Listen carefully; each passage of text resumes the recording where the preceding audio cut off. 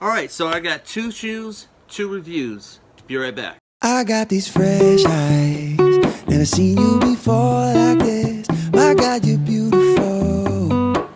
It's like the first time when we opened the door for we got used to usual. It might seem. Alright, so this is the Nike Tanjun. And the Tanjun is, some people pronounce it Tanwan, whatever. It's a Japanese word. If I'm saying it wrong, I'm sorry. I'm not Japanese. I'm trying my best. But it means simplicity, and it is a very basic, simple shoe. If you just watch the Roshi review, it does have a similar, I guess, sole, but the outside looks different, distinctively different. I actually have the Roshi right here. You know, that looks like a bubble. It actually bubbles out from the shoe. Okay. If you go here, this actually looks more like a shock absorber. Okay, and it does not bubble out from the shoe. It does not have the ankle liner right here as well. This is your typical lightweight, simple running shoes. What this is, and I fell in love with it the first time I put it on. And I was actually looking at some more Adidas Energy Cloud. I know you're not supposed to say that on a Nike review, but I'm not getting paid by either one of you guys, so what the hell. But I was looking at the Adidas Energy Clouds. I forget what the real name was, Cloud Foam or something like that. But they were really nice too, and I might go back and pick those up. If I do, I'll give a review on those.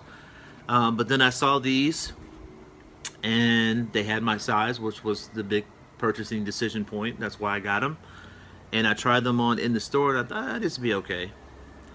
And then I took them to the gym and I worked out in them, and I fell in love with them immediately, guys. I mean, it was just like, that was one of the best purchases I've made for a running shoe in a long time. You guys know me from my last review. I do typically like Adidas running shoes when it comes to working out. And the Nikes that I'm using right now were getting old, so I decided it's time to get some new shoes. So I picked these bad boys up. Yeah, you got the midsole, and the outer sole is all foam, okay, as you can see that. All right, and it's very comfortable. You got like they're calling it a lightweight textile mesh material. I like to say mesh. It is breathable. You can actually see holes in the material. As I'm looking through it, I can see to my neighbor's yard here. So it is breathable.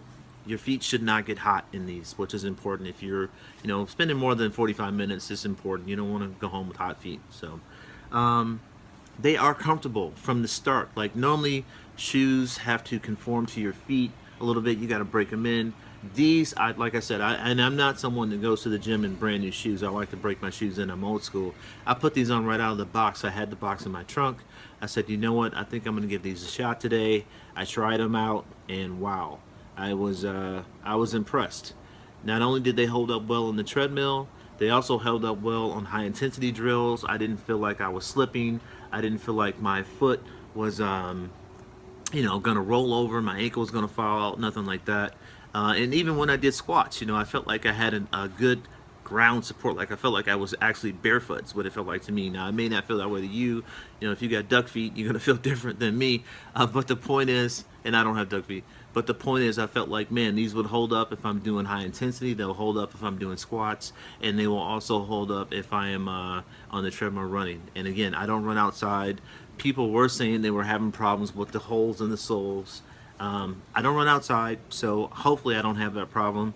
My biggest concern was, I don't know if you can see that, but that glue and that stitching right here and all the way through here.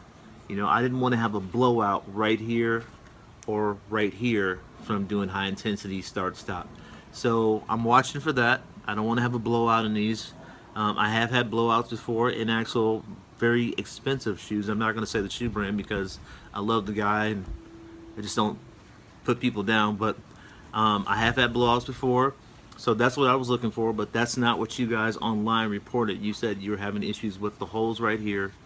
So you can see that holes right here underneath the toes and underneath the pad of your foot. So I'll look for that. But again, I think I paid $65 for these at Kohl's, and by the time I got my Kohl's cash and some other stuff, they came down to like 49 bucks. So for $50 for these, and again, these are in a gazillion colors. So they can be worn to chill, they can be worn to work out, they can be worn with shorts, chinos, whatever you want to do, whatever your style is. They have the color that will match your style. So again, if I can spend $150 a year and get 3 pairs of these, I'm cool with it. That is a good deal. I'm not trying to have shoes that are going to last me for 10,000 miles. I think it's every 300 to 500 miles you should replace your shoes anyway, if you can. If you can't, it's good to have shoes that will last. But I'm trying to keep my legs and stuff intact and keep your gait and your stride right. So I try to keep up with how many miles I've put on my shoes, or at least hey, it's about 4 months. It's time to get some new shoes. So if these make it 4 months, guys, I'm cool with that. $50, you can't go wrong. They can be worn as trainers, if you go to the gym and just weight lift, strength train, whatever. They can be worn as chill shoes, and they can be worn as running shoes. So that is my review of the Nike Tanjun. Very simple shoe, good looking shoe, plain shoe, not a lot of flash and bling on it. Again, I'm going to give this a thumbs up as well. I'm not going to give it a rating at this price point. I'm just going to give it a thumbs up, and I do think you'll be happy with this shoe. I would pick this shoe over the Roshe when it comes to running, working out, anything like that. Chilling, either or, pick a preference, doesn't matter. But when it comes to activity-wise, I would pick this shoe over it. And here's another reason why I would pick it, is because the mesh in this shoe, like I said, I can see the holes in this shoe when it comes to the material. So let's say you train outdoors and you get wet.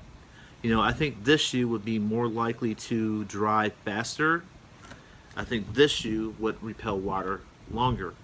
But when it comes to being able to train outdoors, it's springtime or it's fall time, so I may get into doing the outdoor warrior training, things like that.